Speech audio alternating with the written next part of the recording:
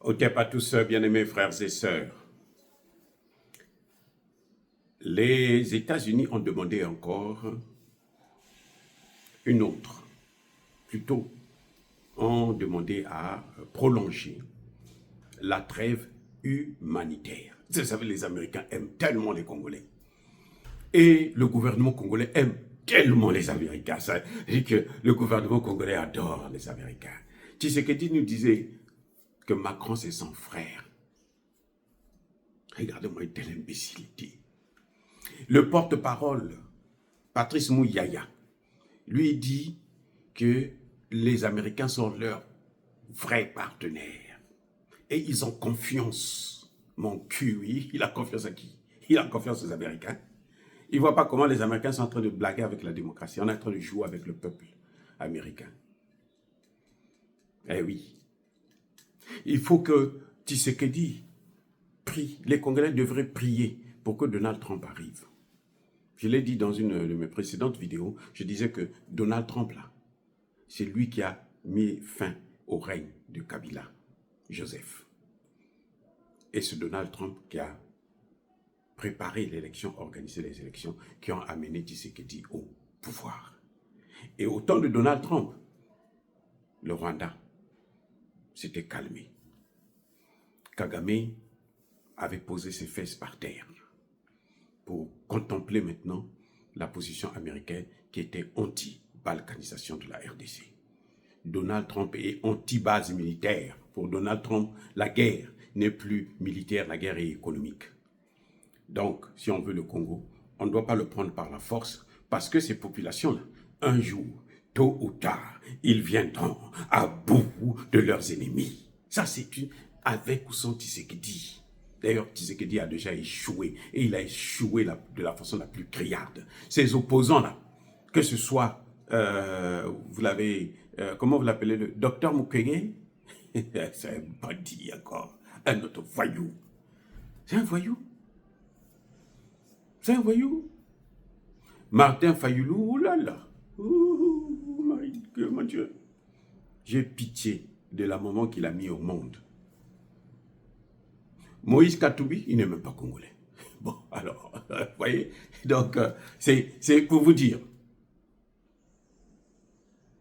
Donc, Joe Biden, Sleepy Joe, c'est pas moi qui l'ai dit, c'est Donald Trump qui a dit, Sleepy Joe, le dormeur, l'incompétent, l'incroyable.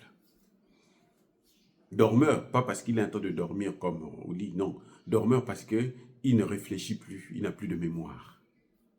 C'est pas moi, c'est Donald Trump qui le dit.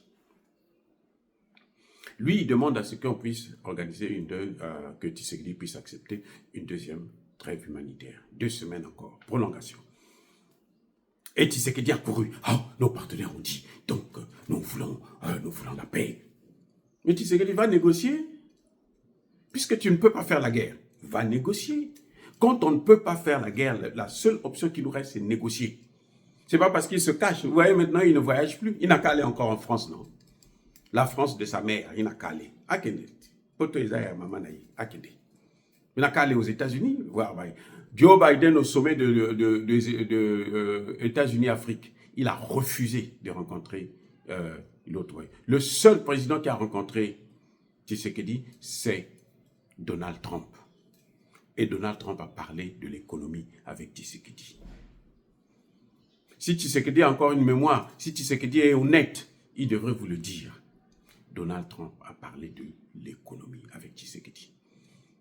Ce n'est pas ce que Joe Biden parle. Joe Biden veut prendre ça par la force parce que Joe Biden considère que le Congo leur appartient. Donc, Tshisekedi, quand tu demandes encore accepte une deuxième trêve, mais c'est qu'il est fou. Il est dingue, ce garçon. Il est dingue. Je dis bien, il est dingue. J'assume mes mots et je ne retire rien. Quand un président élu démocratiquement, soi-disant, nous l'avons soutenu. Moi, je l'ai soutenu. Parce que je voyais que c'était le moindre mal. Mais quand un président est au pouvoir, il n'arrive pas à protéger les populations. Ce n'est pas un président. Il ne mérite aucun respect. Les gens vont me dire, tu es insolent. Je m'en fiche. Le jour que je serai président, si je fais la même chose, insultez-moi aussi. On ne fait pas. C'est-à-dire que la démocratie, c'est le service à l'égard d'un peuple. La démocratie, c'est servir un peuple. La démocratie, ce n'est pas piller les ressources. Ce n'est pas s'enrichir au détriment d'un peuple. La démocratie, c'est servir. Et oui, c'est travailler pour un peuple. Tshisekedi a échoué de protéger le peuple congolais pour une seule raison, la peur. Il a la trouille. Quand Donald Trump, plutôt Joe Biden parle, Tshisekedi, non, même pas Joe Biden, parce que Joe Biden n'a pas le temps de... Joe Biden, pendant les 5 ans, là, Joe Biden n'a jamais parlé avec Tshisekedi. Vous savez ça? Joe Biden n'a jamais parlé avec Tshisekedi. C'est Anthony Blinken, le secrétaire d'État américain, c'est-à-dire le ministre des Affaires étrangères. Donc, il est l'équivalent du ministre des Affaires étrangères de la RDC.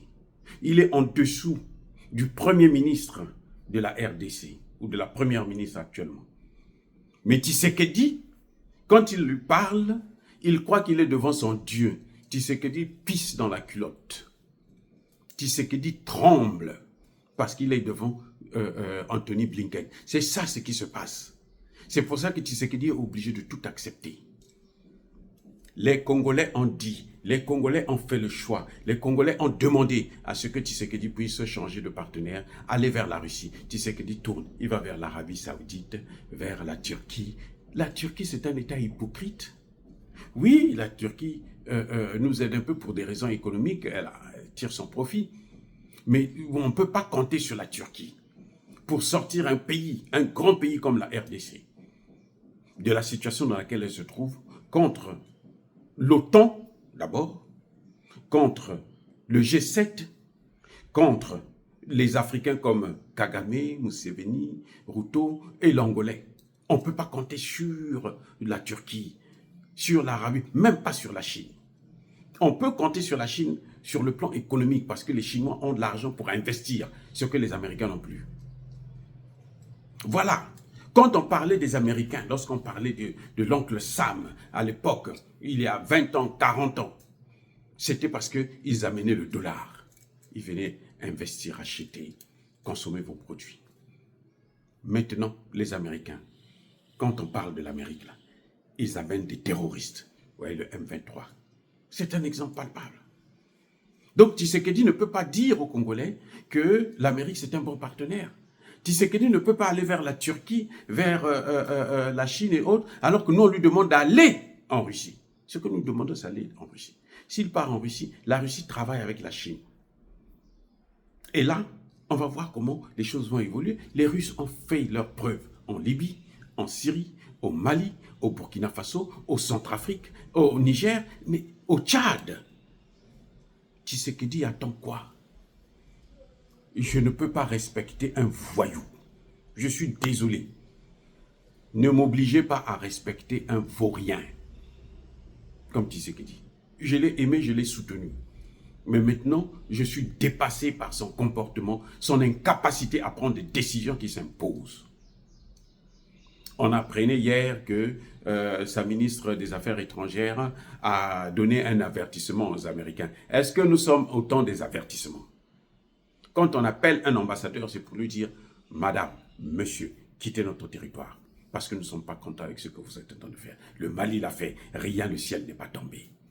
Le Burkina l'a fait, le ciel n'est pas tombé. Le Niger l'a fait, le ciel n'est pas tombé. Aujourd'hui, là, à peine hier, il y avait une délégation de l'ONU qui est venue voir Assimi Goïta. Si vous voulez qu'on vous respecte, commencez d'abord par vous faire respecter. En imposant ce respect à l'autre. Et oui, le respect, là, ça ne s'achète pas. Le respect s'impose. Et c'est ce que Tshisekedi n'arrive pas à faire. Alors vous me demandez de le respecter? Non, lui-même, il ne se fait pas respecter. Ceux qui sont en train de sauver le Congo, ceux qui nous donnent encore de l'espoir, Ce qui nous permet de dormir sur nos deux oreillers, ce sont les Wazalendo. Parce que ces jeunes hommes et femmes font ce qui est juste et légitime. Et nous les soutenons. Tshisekedi ne peut pas accepter un second cessez-le-feu, une seconde trêve, quand il sait que la première n'a pas été suivie, respectée par les Rwandais et les Ougandais, qui sont en train de renforcer leurs troupes, mais aussi parce que les Américains n'ont pas apporté l'aide humanitaire dont ils ont parlé. Ils n'en ont pas. Mais comment on va expliquer ça aux Africains, aux Congolais? Les Américains n'ont plus de moyens. Les Américains sont en difficulté extrême en ce net moment, avec le dollar qui est en train de prendre des coups durs de la part de la Chine et de la Russie. Les amis, ce qui est en train de se passer en ce net moment-là, c'est une guerre contre l'OTAN, contre le G7. Et la Chine et la Russie sont sur le point de l'emporter. Je vais vous faire savoir une chose. Même la Turquie et l'Italie sont en train de frapper aux portes des BRICS. Ça veut dire ce que ça veut dire. Ça veut dire que l'OTAN est morte. Ça veut dire que le G7 est mort. Ça veut dire que même les Nations Unies n'ont plus leur place. Et les Nations Unies sont partis là. Ils sont en train de partir là. Et quand on va faire le reset au niveau international, croyez-moi, vos pays que vous soutenez là, la France, les États-Unis, ils n'auront plus de moyens pour faire ce qu'ils sont en train de faire actuellement. Parce que l'arme nucléaire, là, beaucoup de pays là, il n'y a plus que eux. Nous les avons tous, partout, y compris en Afrique. C'est pas parce que les gens n'en parlent pas, mais il y en a. Mais la matière première, nous avons l'uranium. Vous croyez que nous avons l'uranium? Nous, on ne sait pas comment on peut utiliser ça. Oh, bien-aimés frères et sœurs. Non, en tout cas, je pense que Tshisekedi devrait démissionner. Si j'étais à sa place, je posais ma démission. Parce qu'il est incapable de prendre la décision qui s'impose. Il est incapable d'assurer la protection des Congolais. Il est incapable de sauver le Congo. Il est incapable de changer de partenaire. Il est incapable de dire la vérité aux Américains, notamment à Joe Biden. Voilà ce qui devrait se passer. Oh, bien-aimés frères et sœurs, encore une fois de plus, je persiste et je signe. Soyez bénis, abondamment bénis par le Dieu des Kémites et par nos ancêtres angélisés. Mais que tous ceux qui persécutent le continent africain, le pillent et le déstabilisent, qu'ils soient noirs, blancs, chinois, arabes, juifs, indiens ou qui qu'ils soient punis, maudits, foudroyés, neutralisés, écrasés, effacés par le Dieu des Kémites et par nos ancêtres angélisés. Vive l'Afrique éternelle. J'ai dit et j'assume.